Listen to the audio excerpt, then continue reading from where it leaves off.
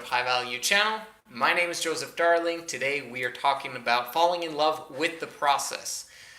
Most of you are familiar with the book Think and Grow Rich. In that book, he talks about setting the goal of $1 million and then believing that you have already achieved the $1 million and putting your brain into a frame of mind, into a mindset that I've already achieved it.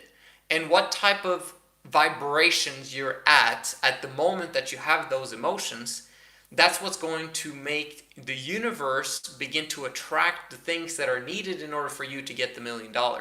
So the universe listens to what you're saying, and especially when you've made a decision, which I made a video about last time. So you need to decide at some point, and then you need to take massive action.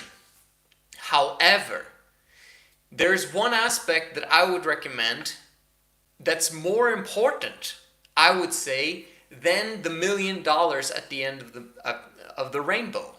Okay, you want to fall in love with that $1 million? Yeah, sure, no problem. But more important than falling in love with that is to fall in love with the process. Do you love the process? Are you fired up by the process? Do you enjoy doing the thing that needs to get done on a daily basis for you to get the exponential growth curve that will automatically give you the $1 million? You most probably, at this point in time, don't know what you're going to do, the service you're going to render, the product that you're going to sell in order for you to get to the $1 million. If you don't know, then that's the first step that you need to figure out. You need to figure out the plan that will get you there. And it's going to be a horrible plan in the beginning, but over time you're going to make a better plan, and then you're going to make a better plan and a better plan. All of the plans are going to suck until you find the plan that actually gets you there. But that plan will involve a lot of things that you simply right now do not want to do. The plan that will get you to your $1 million include doing a lot of stuff that you simply do not want to do at this point in time.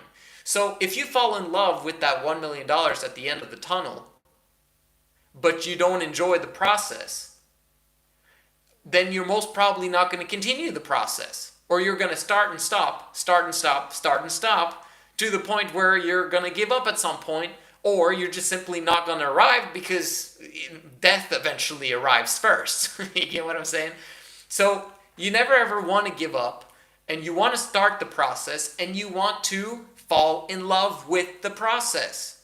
See, if you understand the process that will take you to that $1 million, and you actually fall in love with it, guess what happens? You're going to continue that process and do it again and again and again and again and again and again and again and again. The boring and mundane aspect of things continuously for a long period of time. Just imagine the thing that you love to do more than anything else on the planet. Now think about that thing.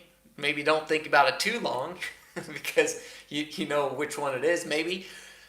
However, do you feel the same about the thing that needs to get done for you to achieve your long-term goal? Do you have the same emotion, the same vibration, the same type of mindset about the thing that you do love? Do you have the same mindset about the thing that you have to get done on a daily basis in order to achieve your long-term goal?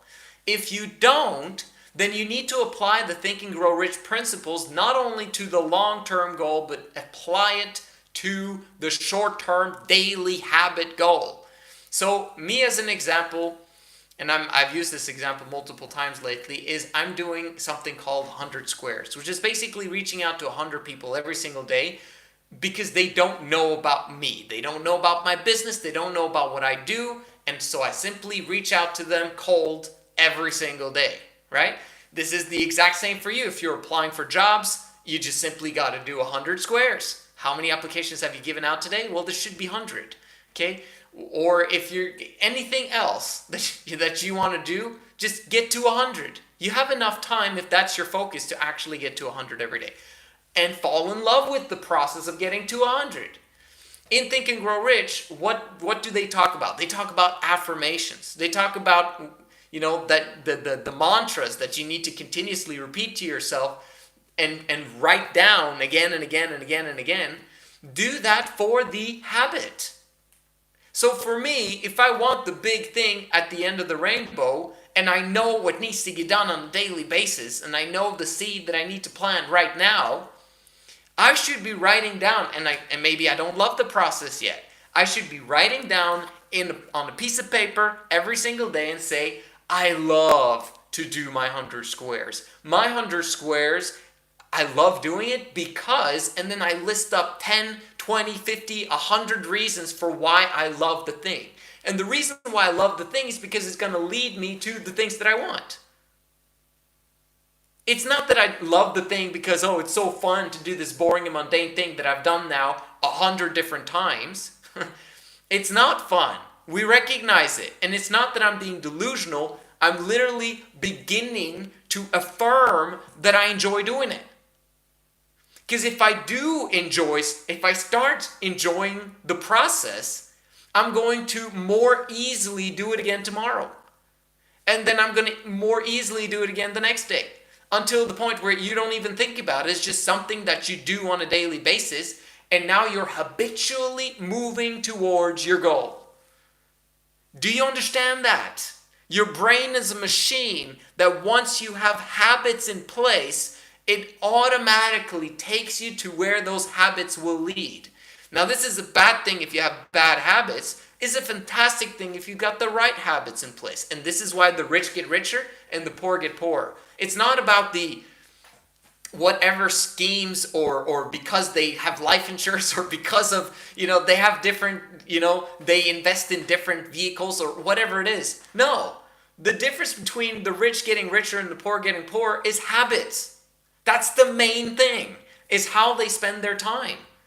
And rich people have their correct habits on automatic, thinking correctly about problems and about, the things that happen to them.